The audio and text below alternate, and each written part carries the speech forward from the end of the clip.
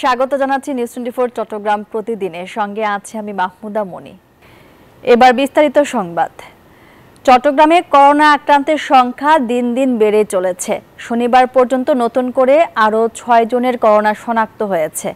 Civil surgeon অফিসের তথ্য অনুযায়ী জেলায় এই পর্যন্ত 62 জন করোনায় আক্রান্ত হয়েছে। তার মধ্যে একজন শিশু, 33 জন পুরুষ ও 26 জন মহিলা রয়েছে। এই পর্যন্ত একজনের মৃত্যু হয়েছে। সরকারি বেসরকারি হাসপাতালগুলোতে পর্যাপ্ত ব্যবস্থা গ্রহণ করা হয়েছে। চট্টগ্রাম মা ও শিশু জেনারেল হাসপাতালে 50 শয্যার করোনা ওয়ার্ড প্রস্তুত করা হয়েছে। করোনা পরিস্থিতির আরও খবর জানাতে আমাদের সঙ্গে যুক্ত হচ্ছেন সহকর্মী নয়ন বড়ুয়া জয়। আর জয়, সংক্রমণ বাড়ার পর কি উদ্যোগ নিয়েছেন সংশ্লিষ্টরা, বিস্তারিত জানাবেন। ধন্যবাদ আপনাকে। আপনি যথার্থ বলছেন যে বন্দরনগরী চট্টগ্রামে কিন্তু করোনার থাবা কিন্তু জোরসোর চলছে, কিন্তু আমরা দেখতে পাচ্ছি করোনার থাবা কোনোভাবে থামানো যাচ্ছে না। এখানে মেডিকেল কর্তৃপক্ষ যেমনটা বলছেন এবং কি সিভিল সার্জনের সাথে আমরা কথা বলেছি, তারা বলছেন একের পর এক করে কিন্তু আসলে সংক্রমিত হচ্ছে অনেকে। তবে সংক্রমিতর হার কিন্তু যেমনটা বাড়ছে তেমনিভাবে ভর্তির হারও কিন্তু অনেকটা বাড়ছে মেডিকেলগুলোতে। আমরা দেখতে পাচ্ছি অনেকজন জ্বর, কাশি, সর্দি নিয়ে কিন্তু তারা এখানে দেখানোর জন্য, এখানে চিকিৎসকের পরামর্শ নেওয়ার জন্য তারা ছুটে এসেছেন।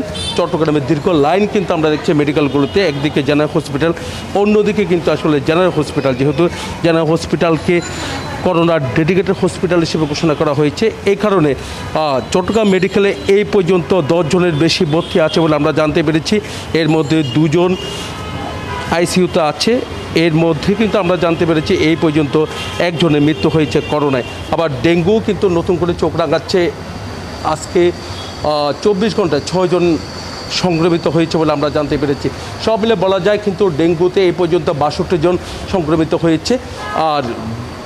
আর এখানে ডেঙ্গুতে কিন্তু 300 জনের উপরে চলে গেছে। তো নতুন করে 6 জন সংক্রমিত হয়েছে।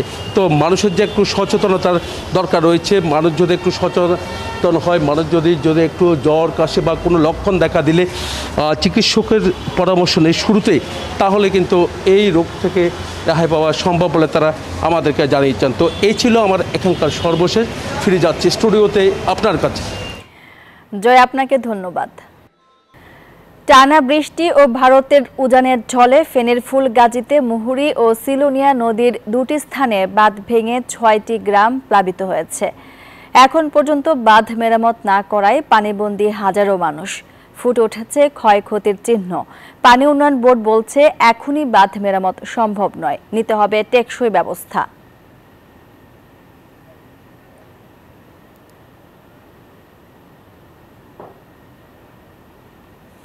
এ বিষয়ে ফেনী থেকে বিস্তারিত জানাচ্ছেন সহকর্মী ইয়াসিন সুমন। মুহুরী নদীর উত্তর বড়ইয়া নামক স্থানে এখানে বাঁধ ভেঙে প্রবলভাবে প্রভাবিত হয় এবং এই পানি প্রবাহের কারণে এখানকার প্রায় 6টি গ্রাম প্লাবিত হয়। এখানকার মানুষের দুর্ভোগে শেষ ছিল না।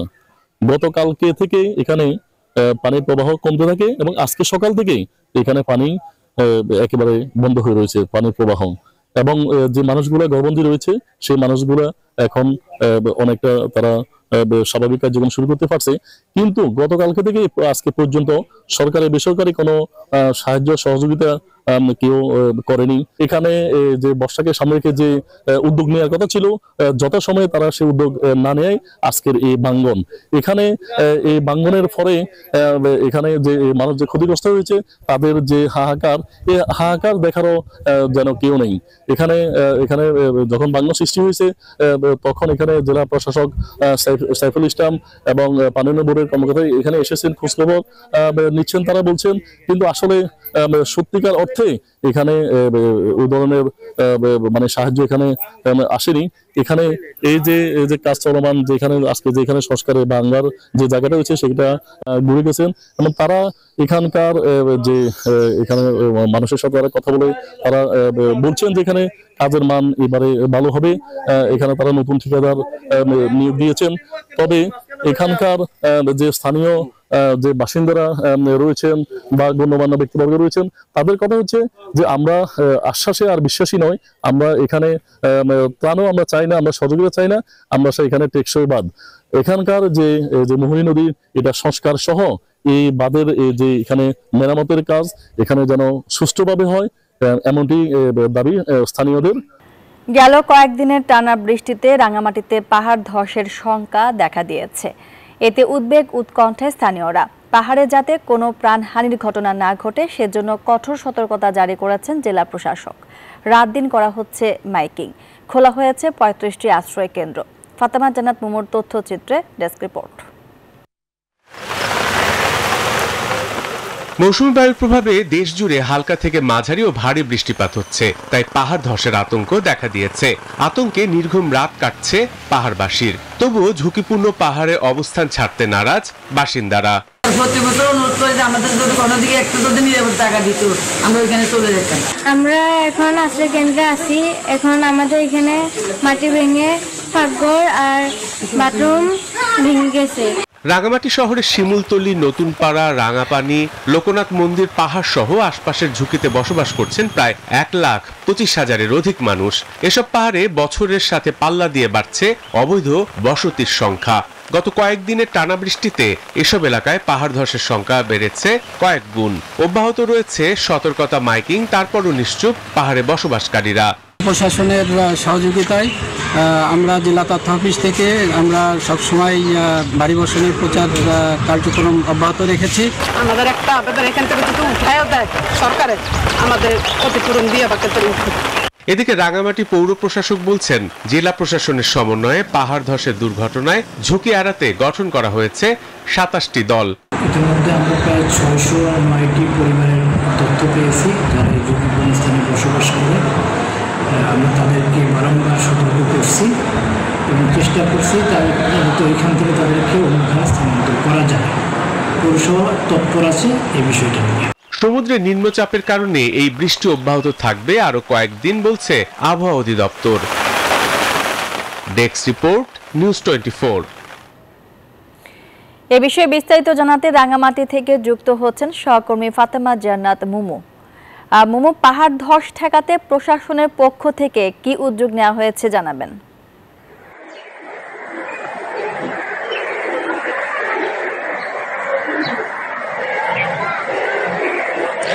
ধন্যবাদ মনি। পাহাড় ধসে প্রাণহানি ঠেকাতে প্রশাসনের পক্ষ থেকে নানামুখী উদ্যোগ গ্রহণ করা হয়েছে। বিভিন্ন জায়গায় মাইকিং করা হচ্ছে এবং রাঙামাটির যে ঝুঁকিপূর্ণ পাহাড় রয়েছে সেখানেও কিন্তু সতর্কতা সাইনবোর্ড দেওয়া হয়েছে যাতে মানুষ ঝুঁকি নিয়ে বসবাস না করে, বারবার তাগিদ দেওয়া হচ্ছে।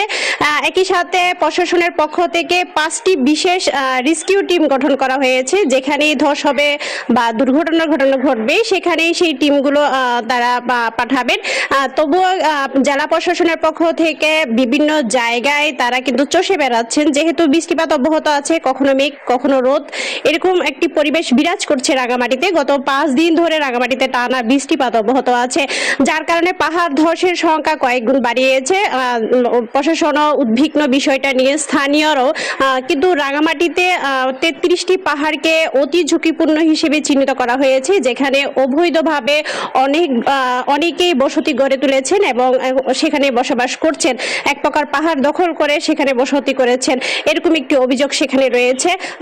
তবুও কিন্তু তারা পাহাড় ছাড়তে নারাজ। প্রশাসন বারবার মাইকিং করে বলছেন যে আশ্রয় কেন্দ্রে চলে আসার জন্য।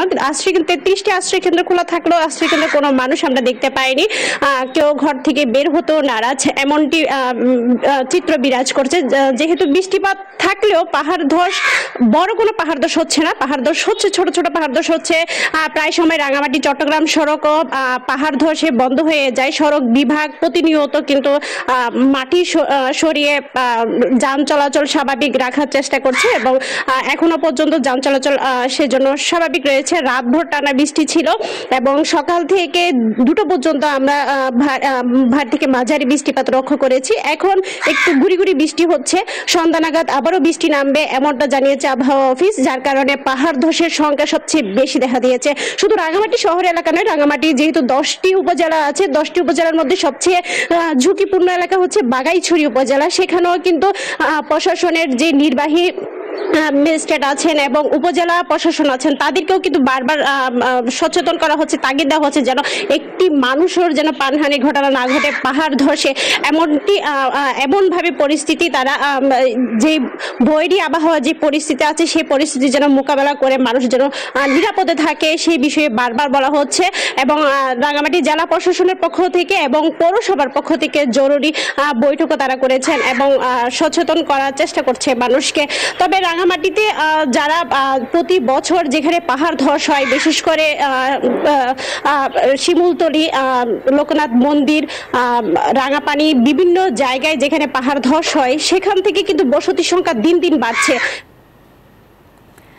মোমো, আপনাকে ধন্যবাদ। চট্টগ্রাম প্রতিদিনের সংবাদে নিচ্ছে একটা বিরতির, সঙ্গেই থাকুন। বিরতির পর আবারও স্বাগত নিউজ 24 চট্টগ্রাম প্রতিদিনের সংবাদে। চট্টগ্রামের আনোয়ারার এক প্রসূতি নারীর স্বামীর সঙ্গে বিচ্ছেদের পর দ্বিতীয় সন্তান প্রসব, আগের সন্তানের লালন পালন সব মিলিয়ে জয়া দাসের জীবনে নেমে আসে চরম সংকট। অভাবের তাড়নায় সদ্য প্রসূত সন্তানকে নার্সের হাত ধরেই দত্তক দিতে বাধ্য হয়েছেন মা নিজেই। বিনিময়ে মিলেছে হাসপাতালের বিল পরিশোধ ও কিছু নগদ অর্থ। সব মিলিয়ে 15,000 টাকার বিনিময়ে হয় দত্তক। এখন আবার সন্তানকে ফেরত পেতে চান মা। চট্টগ্রামের আনোয়ারা ঘুরে এসে আবু জাবেদের ছবিতে নয়ন বড়ুয়া জয়ের রিপোর্টে বিস্তারিত। চট্টগ্রামের আনোয়ারার খিলপাড়ার মেয়ে জয়া দাস। জয়া দ্বিতীয়বার গর্ভবতী হওয়ার পর স্বামীর সঙ্গে শুরু মনোমালিন্য। এক পর্যায়ে থাকেন বাবার বাড়িতে। ধীরে ধীরে জয়ার ডেলিভারির সময় গণিয়ে আসে। প্রসব ব্যথা উঠলে তাকে দ্রুত সম্প্রতি কর্ণফুলীর সাউথ চট্টগ্রাম হসপিটালে ভর্তি করায় পরিবার। নবজাতক জন্মের পরপরই শুরু হয় মায়ের টানাপোড়েন। এমনিতেই অভাবে পিঠ ঠেকেছে দেয়ালে, সেই সুযোগটাই নিয়ে একটি দুষ্টচক্র।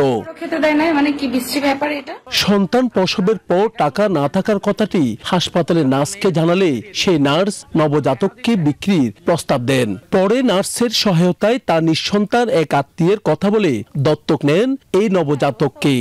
আমি নিজে চলতে পারতেছি না, একটা বাচ্চা চলাতে পারবো না বিদায় আমি ওটা দিয়ে দিছি। এখন সেই সন্তানকে আবারও ফেরত পেতে চান সন্তানের মা সহ পরিবার। এখন আমি আমার সন্তান নিজে ফেরত চাইছি, আবেগের পয়সা আমি দিয়ে দিলাম। দিদি যখন আবেগে বসে দিয়ে দিছে, এখন দিদি চাচ্ছে আমি কি আমার সন্তান আমার কোলে ফেরত চাই। এই ঘটনায় প্রাথমিকভাবে সাদা কাগজে মুচলেখা দিলেও তা কোনো আইনি প্রক্রিয়ার আওতায় হয়নি বলে জানিয়েছেন সংশ্লিষ্টরা। অলিখিত স্ট্যাম্পের স্বাক্ষর নিয়ে গরিব মানুষ হসপিটালের বিল দিতে পারছে না। তার বাচ্চাটাকে কিনে নেওয়া হয়েছে, দত্তক নেওয়া হয়েছে, কথিত দত্তক।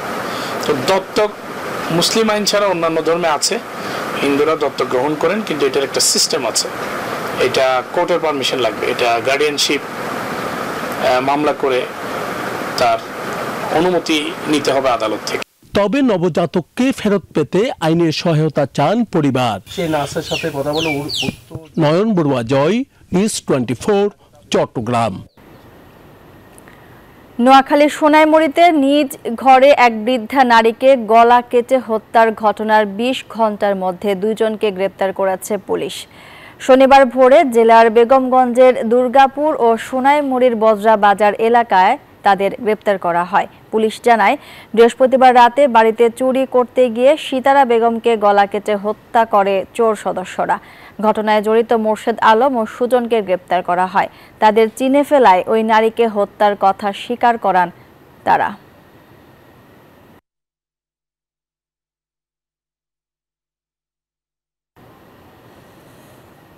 চট্টগ্রাম জেলা লিগ্যাল এইড অফিসার ও সহকারী সিনিয়র জজ রূপন কান্তি দাস বলেন, সুন্দর বাংলাদেশ গঠনে সকল সম্প্রদায়ের সম্প্রীতি অনিবার্য। ধর্ম ও নীতি শিক্ষা মানুষকে প্রকৃত মানুষে পরিণত করে। দুপুরে প্রেস ক্লাব জুলাই বিপ্লব হলে বাংলাদেশ গীতা শিক্ষা কমিটি চট্টগ্রাম উত্তর জেলা সংসদের উদ্যোগে বার্ষিক গীতা ও নৈতিক শিক্ষা পরীক্ষার পুরস্কার বিতরণ ও নবগঠিত কার্যকরী সংসদের এক অনুষ্ঠানে এসব কথা বলেন তিনি। সংসদের সভাপতি লায়ন সুভাষিস চৌধুরীর সভাপতিত্বে সভায় মঙ্গল প্রদীপ প্রজ্বলন করেন শীতলপুর লোকনাথ ব্রহ্মচারী সেবাশ্রমের প্রতিষ্ঠাতা অধ্যক্ষ শ্রী গোবিন্দ ব্রহ্মচারী ও বাংলাদেশ লোকনাথ সেবক ফোরামের সভাপতি শিবু প্রসাদ দত্ত।